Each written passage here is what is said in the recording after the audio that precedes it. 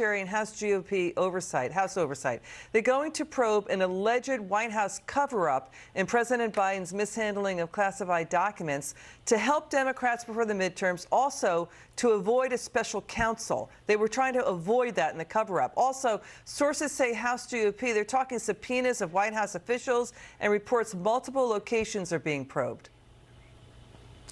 Right. Look, I always felt this, that if this is what we know it goes a lot deeper because, you know, the DOJ is trying to protect the president as much as possible.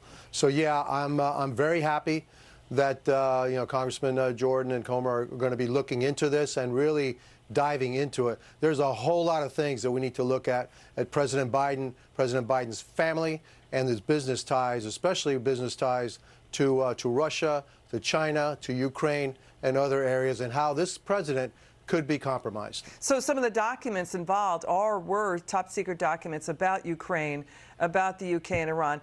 It's also about forcing the White House to disclose visitor logs to the president's Delaware properties. The Secret Service says they are not available. We know there was a court ruling that Merrick Garland signed off on, that the president is saying it has his grandkids, that they could be exposed there on the visitor logs. But this could head to the Supreme Court. That's a separate fight. The special counsel criminal probe is a serious one. Yes, it is, and I hope that this special counsel does his job.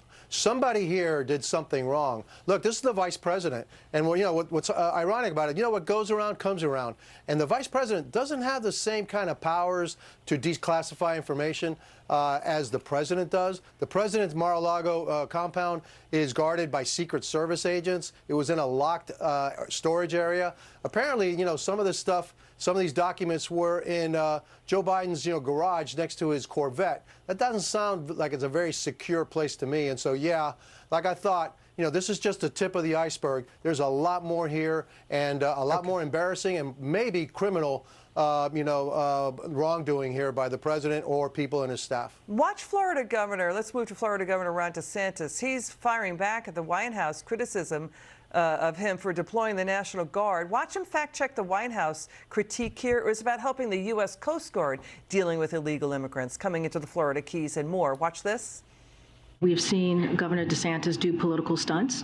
That is how he perceives to fix this issue from Florida, all right? And he takes, we're talking about people who are coming from countries who are dealing with political strife. Well, I think it's interesting because the Coast Guard actually requested the state's assistance to handle all these vessels coming. We provided Coast Guard the assistance that they've asked for. We are going to clear the vessels free of charge for those residents because it wasn't their fault. Maybe we'll send the bill to Biden. We'll see. Yeah, he's talking about, you know, some of the vessels showing up on people's property. So, you know, this is really drawing the red lines for a potential 2024 matchup. We don't know between DeSantis and Biden. What do you make of this fight?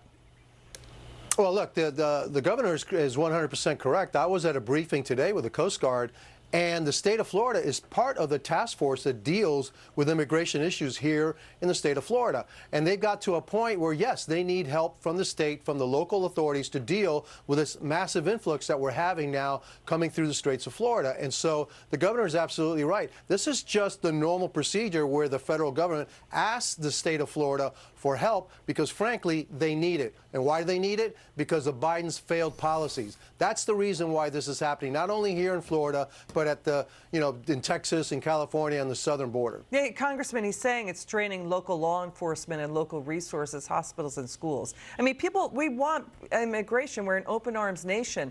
It's just we worry that, women and children and seniors who deserve asylum are getting shoved aside by MS-13 and even terrorists that have been caught trying to cross. Final word. Final word is that, look, we want legal immigration, and then we want people that really have asylum claims, that are fleeing, political persecution. Yes, they should be welcomed with open arms, but you know what? Legal immigration, not illegal immigration. Congressman Gimenez.